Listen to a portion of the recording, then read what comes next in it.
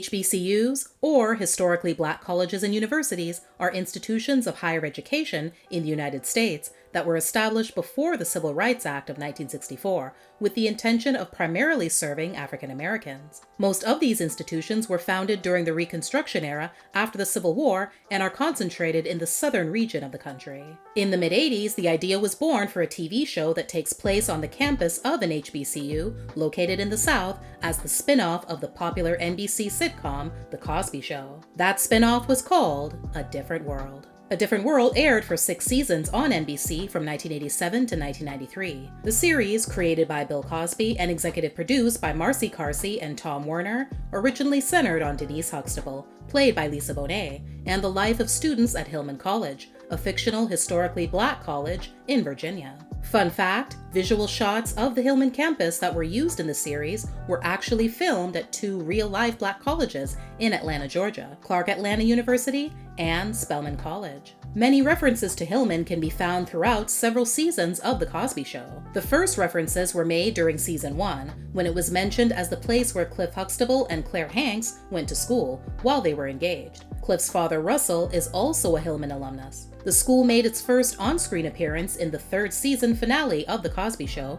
appropriately titled Hillman, when Cliff and Claire and their family attend a commencement ceremony which also honored a retiring professor. Along with Denise, the other main characters in season 1 were her roommates, Maggie Lawton, played by Marissa Tomei, and Jaleesa Vinson, played by Dawn Lewis, 2 other students, bougie Southern belle Whitley Gilbert, and math whiz Dwayne Wayne, played by Jasmine Guy and Kadeem Hardison, respectively. When Dawn was called in for her audition, she'd just finished the tour of a Broadway show. She'd initially asked to audition, since the same people who casted the play were also casting A Different World. She was told no at the time, but then, out of the blue, she got a call to come in. Within 10 days, she'd booked the co-star spot and written the theme song, reportedly with Stu Gardner and Bill Cosby. Neither the musical director nor the casting director knew that they'd hired the same person. Unfortunately, once that fact was brought to light, she was no longer allowed to sing the theme song. The reason? They felt Dawn would have too much attention on her if she did. Jasmine originally auditioned for the role of Jaleesa, but when she didn't get it, she returned and tried out for Whitley. She wasn't sure what a Southern belle was, so she used something that always got her laughs when she was a kid. She imitated the exaggerated accent of her 3rd grade teacher in Atlanta. Fun fact, since she got offered the role of Whitley and signed her contract late in the game, the opening sequence had already been filmed, which is why she doesn't appear in it for season 1. Kadeem had already gotten the attention of Cosby from a guest spot he'd done on an episode of The Cosby Show in season 1. He said he liked Kadeem and would try to give him another job. Until then, Kadeem collected a paycheck working as a bike messenger in Manhattan. Then, just after he had finished filming Spike Lee's 1988 film School Days, funny enough, with Jasmine and fellow castmate Daryl M. Bell, he made a trip to LA to visit some friends. Since he knew Lisa, he went and saw a taping of A Different World. 2 weeks after he went to the taping, he got a call that they were auditioning people for extra characters. Before he knew it, he was in. Letitia Letty Bostick, played by Mary Alice, and Stevie Rawlin, played by Loretta Devine, both served as dorm director, with Letty taking over for Stevie when she left to get married. In a 2021 interview with Vanity Fair, Loretta alluded to having been fired, since when she came to work one day, her whole apartment was gone. She was so devastated by it that she called it one of the tragedies of her career. Another fellow student and playboy, Ronald Ron Johnson, played by Daryl M. Bell, and graduate student, head coach, and later dorm director, Walter Oakes, played by comedian Sinbad, were listed as recurring in the 1st season, before going on to become main cast members. Daryl actually also auditioned for the role of Dwayne, before landing the role of his best friend Ron at the same time Kadeem did. Sinbad ended up in his role kind of accidentally. He'd heard that they were looking for a stand-up comic to warm up the studio audience, so he met with producers and Bill Cosby, telling them he had experience doing stand-up for a studio audience before on Magnum P.I. They told him Magnum P.I. didn't have a studio audience. Despite the bull-faced lie, he got the job anyway. One day, Cosby came by, and after seeing Sinbad's warm-up routine live, decided to put him on The Cosby Show, appearing as a car salesman in Season 3, Episode 15, Say Hello to a Goodbye. That experience eventually turned into a permanent role on A Different World. Oddly, while Hillman was an HBCU, the main character wasn't supposed to be black.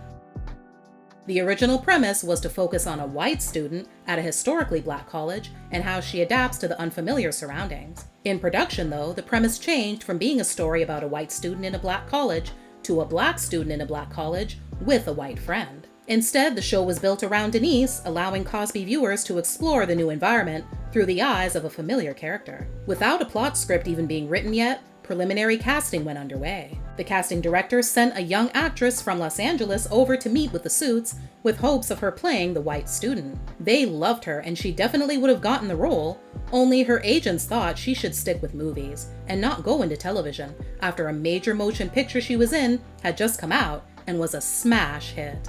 That movie was Top Gun, and that actress was Meg Ryan. After 4 episodes were filmed, neither the show's producers nor the network was pleased with the result. So they brought former Saturday Night Live writer Ann Beats on board as producer.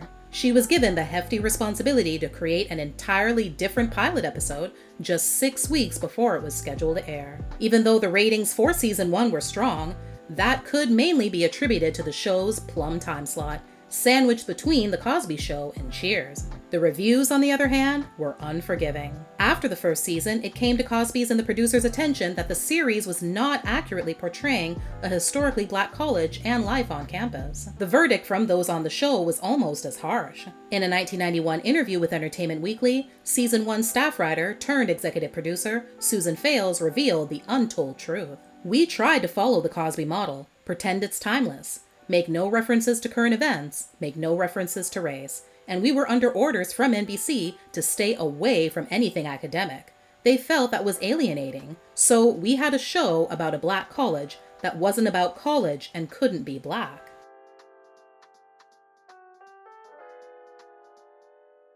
She also reiterated that while Lisa got a lot of flack for her portrayal of Denise, it really wasn't her fault. She's taken a lot of blame, but the character was far more at fault. Denise was not very interesting, and we were asked to make her into Mary Tyler Moore or Tinkerbell, always bringing everyone together.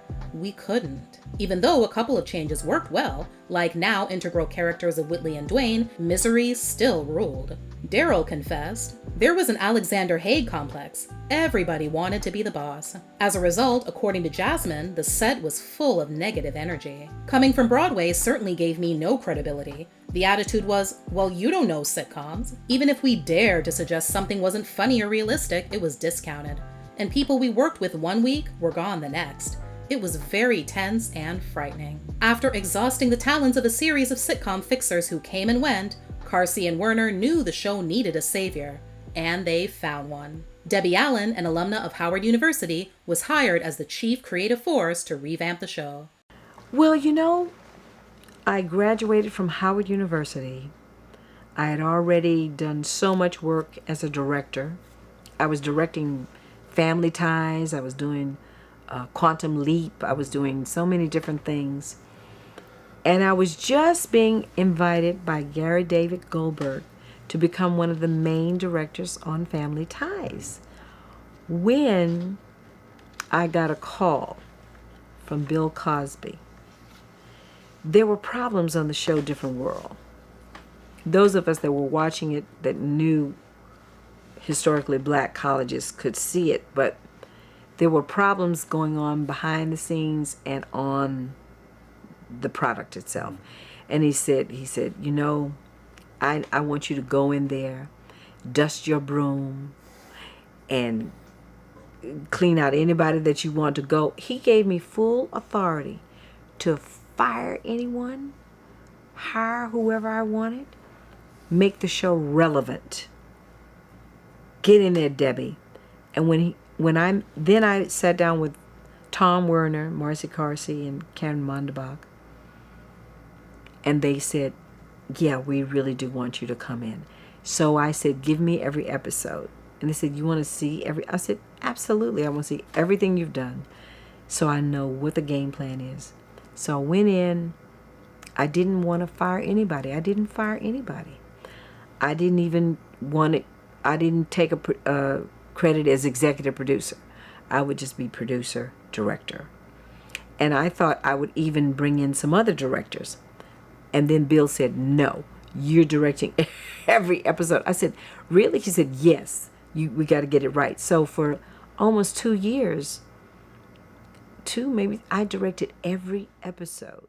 Fun fact, she's the real-life sister of Felicia Rashad, who played Claire Huxtable on The Cosby Show for its entire 8-year run. Debbie made her influence felt in every corner. She hired Aretha Franklin to re-record the theme song, originally sung by Phoebe Snow. I know my parents loved me.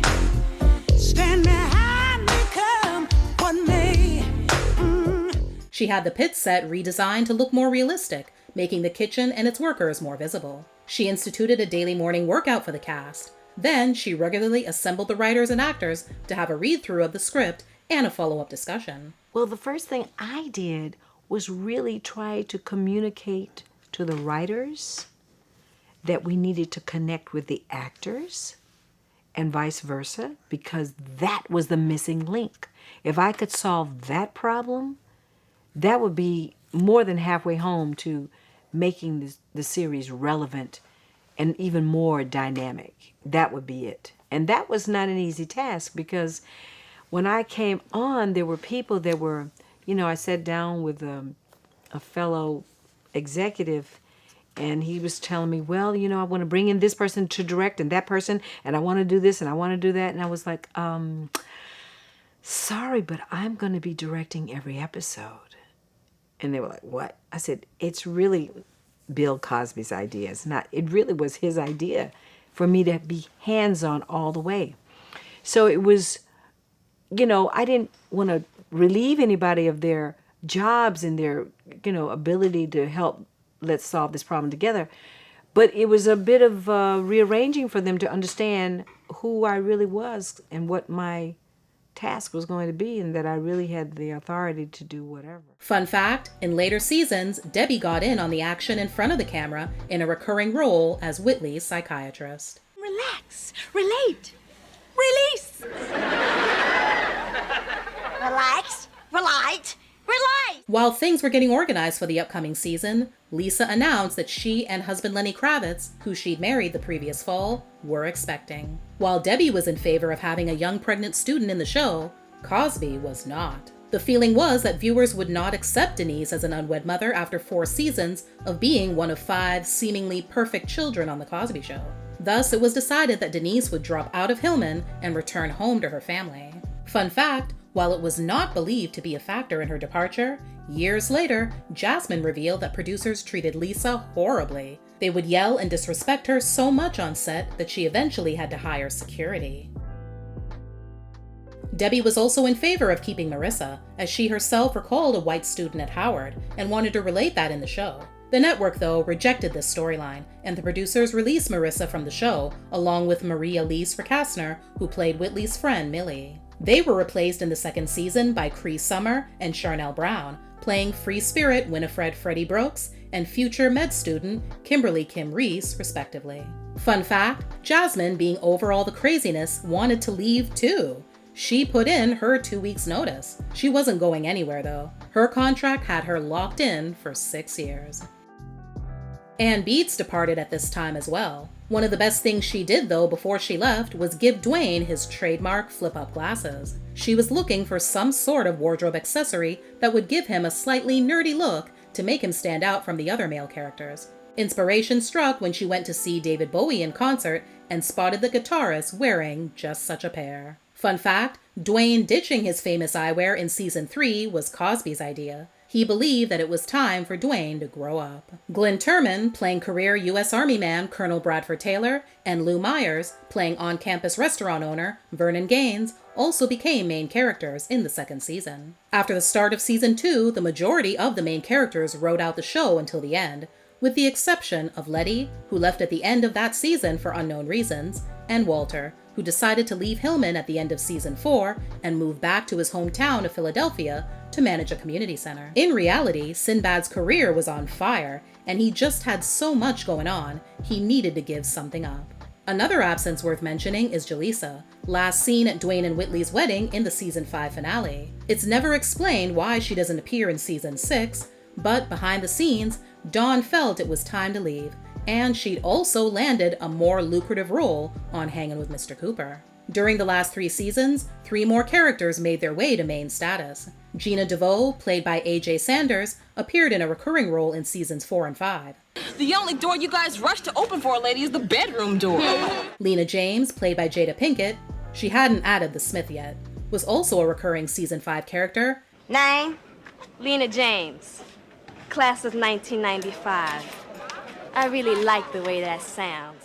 And Charmaine Taisha Brown, played by Karen Molina White, was Pam's best friend on The Cosby Show. Are you Whitley Gilbert as in dorm director, as in my Hillman hostess, as in hello class of 1996? I'm Charmaine Taisha Brown. Like Lisa Bonet, Karen brought her character over to Hillman as a guest star in season 5. All 3 officially became series regulars in the 6th and final season. Fun fact, Karen's Cosby Show co-star Alan Payne was given the opportunity to bring his character, Charmaine's boyfriend Lance Rodman, over too, but turned it down, preferring instead to pursue a movie career. Debbie, being a graduate of Howard, aimed to make A Different World more realistically reflect the historically Black college experience. Throughout her tenure on the show, she took the writing staff on an annual jaunt to Spelman and Morehouse colleges in Atlanta. While there, they were able to check out the latest in dorm furnishings and college fashions, as well as chat with students and administrators to find out what issues were hot topics that they could use in future episodes. By season 4, the series had silenced those who claimed its success was only due to riding the coattails of The Cosby Show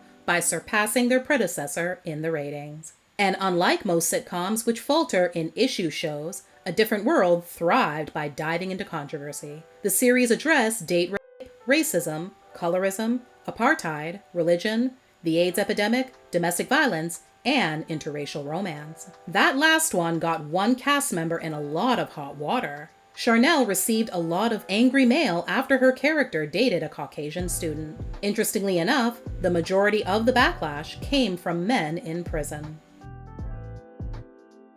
In January 1991, A Different World also became the first sitcom to address the Persian Gulf crisis in a tough episode about a Black Army reservist. When the soldier asked angrily if he was fighting for oil, the studio audience applauded. The show's supervisors insisted on a retake, believing the clapping was too political. During the show's final year, NBC moved A Different World's time slot, and they found themselves up against another very successful show with an all-Black cast, Martin.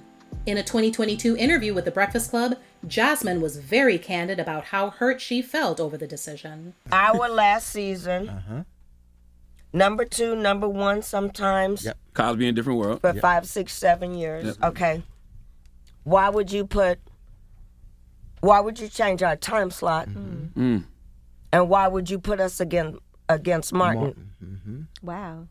Yeah. I definitely took that personally. You ain't got but 2 Black shows on the networks and you put us at the same time against each other? Mm-hmm. And what have we done? What have we done to deserve this kind of disservice? You know, we're not competing with Martin. No. We come on at 8:30, they come on at 8. Why did you move us? I feel like we have the same audience. Mm-hmm. Mm-hmm. And so what do white people do? Divide. That's right. That's right. That's right. You got 2 hit shows. Mm-hmm. Let's put them on at this same time. They don't do that to their own shows. So yes, I do feel like it was deliberate. I feel like it was racist. I know who was running NBC at the time, and I don't feel we were respected. Another thing that killed the show, as Darryl said to Vanity Fair, was the network deciding that every time they wanted to have a new show, they were going to test it in A Different World's time slot. So in that 6th year, they weren't even on every week. From one week to the next, fans didn't know if the show was going to be on or not. Now, here's some more fun facts about A Different World. After the cancellation of A Different World, NBC offered the opportunity for Jasmine, Kadeem, Darryl, and Cree to do a spinoff. Jasmine wasn't interested since she was ready to move on from Whitley. After 4 seasons of the Aretha Franklin version of the theme song, the final season used a new version by Boyz II Men and Terrence Forsyth.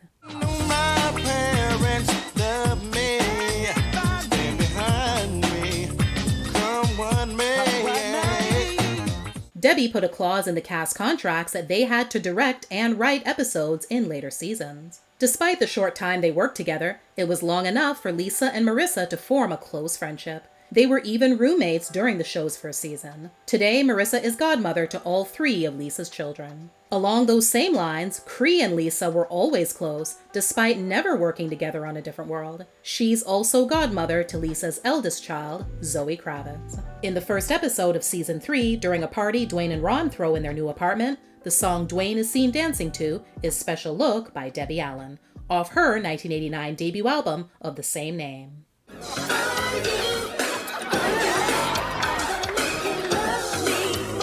In season 4, episode 7, titled Good Help is Hard to Fire, the song everyone is dancing to at Dwayne and Keenu's anniversary party is Try Me, the first single off Jasmine's 1990 self-titled debut album.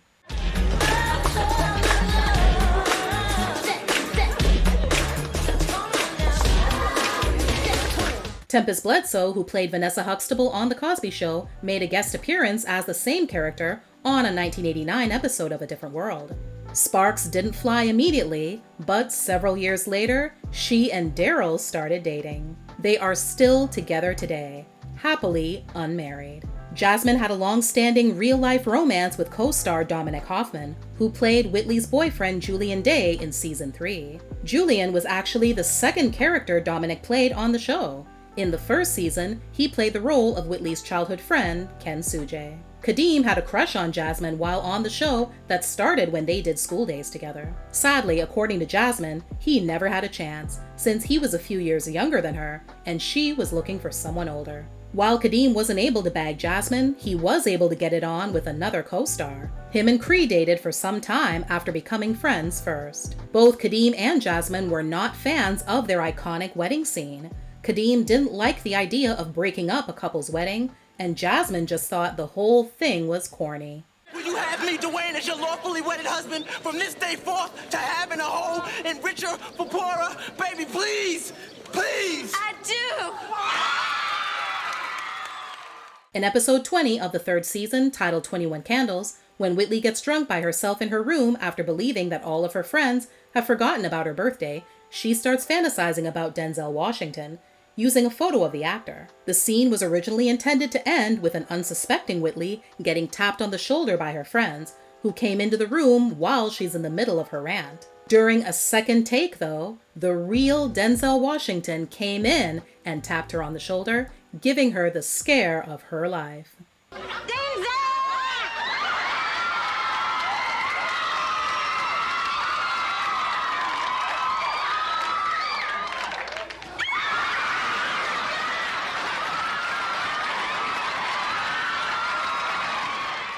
Urban Works released Season 1 of A Different World on DVD in North America in 2005. Currently, FilmRise has made the series available on streaming services, including Amazon Prime. That A Different World was never nominated for a Golden Globe and never won an Emmy is both unsettling and indicative of how Black shows rarely receive the praise they deserve. However, in the 36 years since its debut, it's become one of television's most impactful shows, inspiring everything from dissertations and lectures to Halloween costumes and social media fan accounts, all while influencing countless young people to attend college, specifically HBCUs.